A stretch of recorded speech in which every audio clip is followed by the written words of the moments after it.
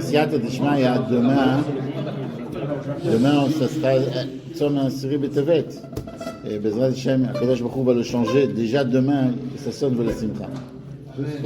Et Al-Pi Halakha, celui qui veut manger avant Alot HaShachar, alors il doit faire un Tnaï. Pas un Tnaï B'Machshava, il doit faire un Tnaï B'Dibo. Il doit dire Reini Olech Lishon, Al Menat Sha'akum Lifnei Alot HaShachar Lechol V'Lishtot. Alot HaShachar, c'est quand? Il y a plusieurs déotes. Celui qui veut aller d'après la Da'a Machmira, il fait 120 minutes. 120 minutes avant le Netz. 120 minutes, et c'est pas 120 minutes. D'après la Da'a Machmira, il y a des déotes beaucoup plus maquillotes. Vous pourrez regarder dans la Lotachar que vous avez dans le Loir.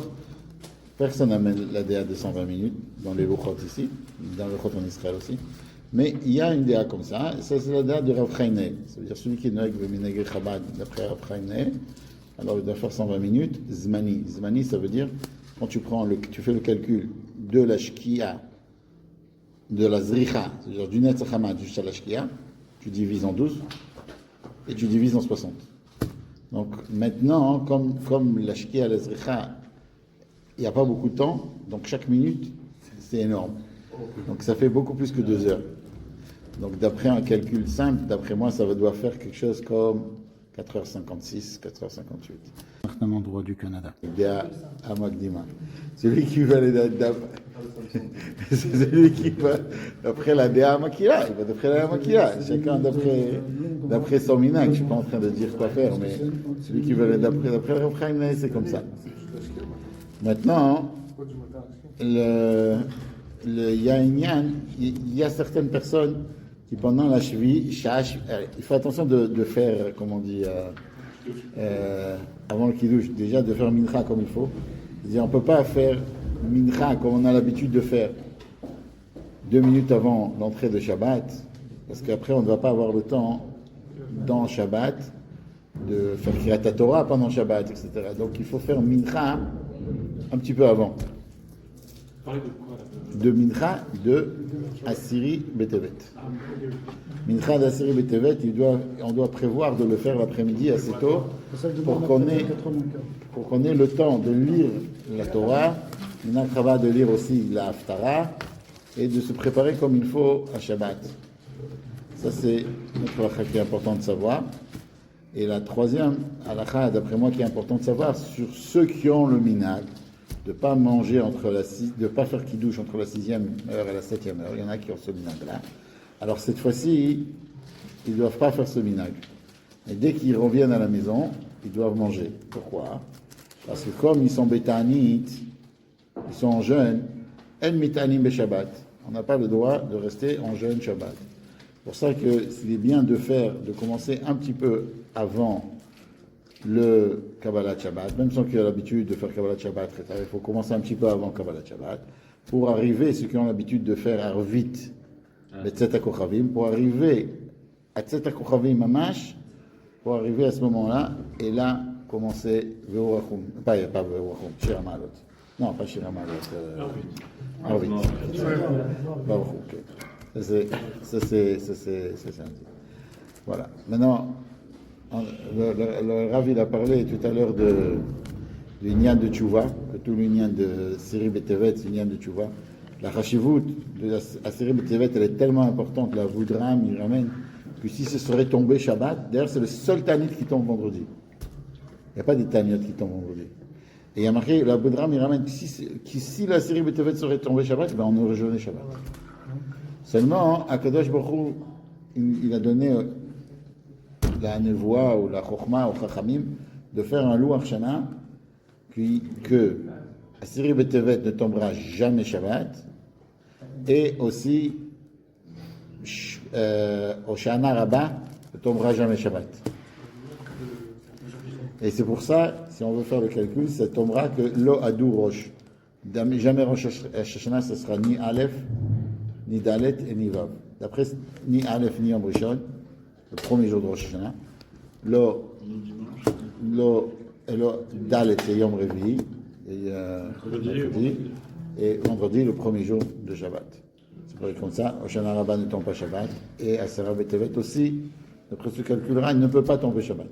Mais s'ils auraient calculé que ça tombe Shabbat, d'après leur drame, on aurait jeûné Shabbat. Pas tout le monde pense comme ça, mais ça c'est... On voit l'importance. Et puisque le Rav il a déjà dit ça, alors il y a quand même un kesher. Quelqu'un qui m'a demandé, il y a un lien entre la paracha et Asara B'Tevet. Il est assez simple. Il y a quelqu'un qui m'a demandé la semaine dernière, il comprend pas pourquoi Yosef, il a été tellement terrible avec ses frères. Comme ça, il a dit. On ne peut pas dire quelque chose comme ça, mais lui, il m'a posé cette question. Alors, je lui ai dit le contraire. Le Zohar il dit que si on veut apprendre c'est quoi c'est quoi l'achva, un bon frère, alors il faut apprendre Yosef. Je dis quoi? Comment tu peux apprendre Yosef? Yosef, regarde ce qu'il a fait à ses frères. Miskenim, il a pris l'un, il a pris l'autre. Il leur a fait, il les a fait. Il ne pouvait pas tout venir tout de suite leur dire, ça y est, je suis Yosef, etc.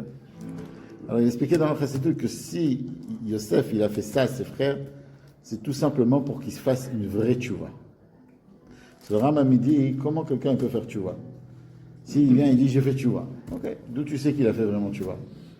C'est que s'il s'est remis dans le même matzav, il s'est remis exactement dans le même matzav qu'il était quand il avait le chet, c'est-à-dire quand il a fait la vera, quand il a fait la faute, il se remet dans les mêmes conditions, alors on voit qu'il a fait tchouva. Et c'est ce qui s'est passé.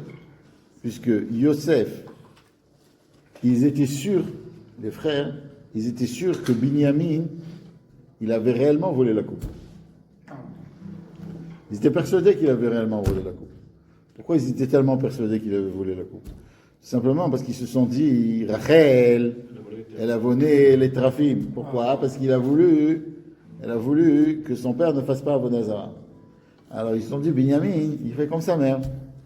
Quand il a vu que quelqu'un il fait de l'Avodah Zarah, comment il savait que Nachesh, comment il savait avec la coupe, il tapait sur la coupe, il savait le premier, le deuxième, le troisième, ça tu as une mère, comment il savait tout ça, Yosef? Parce que c'était de l'Avodah Zarah. Alors il a dû l'apprendre. Il n'a pas pu supporter cet Avodah Zarah. Il a dit, c'est une Avodah Zarah trop forte, il a pris. Alors quelle est la halakha? Quelqu'un, quand tu as kharé sur quelque chose, tu as une garantie. Tu prends une garantie. Si après tu casses l'appareil, qu'est-ce qui se passe? L'appareil n'est plus garanti. Alors c'est vrai que lui, Yehuda, il avait une garantie sur qui? Il avait une garantie sur Binyamin. Mais si Binyamin, lui, il faute, la garantie, elle est partie. Il avait une garantie s'il se conduit normalement. Mais s'il se met à faire ce que sa mère a fait, ça veut dire de vouloir casser la Avodah Zarah, qu'il ne reste plus d'Avodah Zarah dans ce monde. D'accord? Alors, ok, je ne suis pas garant. Alors, ça c'est le lien. Et quand même, malgré tout cela, il n'a pas eu de teroutzim. Binyamin, il a dit, Yehuda, il a dit, je suis prêt à être un esclave à ta place. Ça veut dire, il a vraiment, exactement, c'est vraiment la tchouva. Il s'est mis dans le même matzav qu'il était avant, et il a dit, cette fois-ci, on va pas faire l'erreur. Et ça, c'est les deux tchouvot. Le Rav, il a parlé tout à l'heure, il y avait la tchouva de Reuven. La tchouva de Reuven, à quoi elle a amené? Si le Rabbi n'aurait pas dit ça, hein, genre, on n'aurait pas pu dire ça.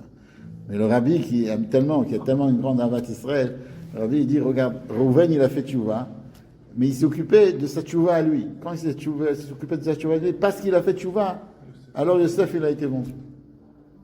Alors, et cette fois-ci, Yosef, il a la force, il peut donner la force à ses frères de faire une vraie tchouva.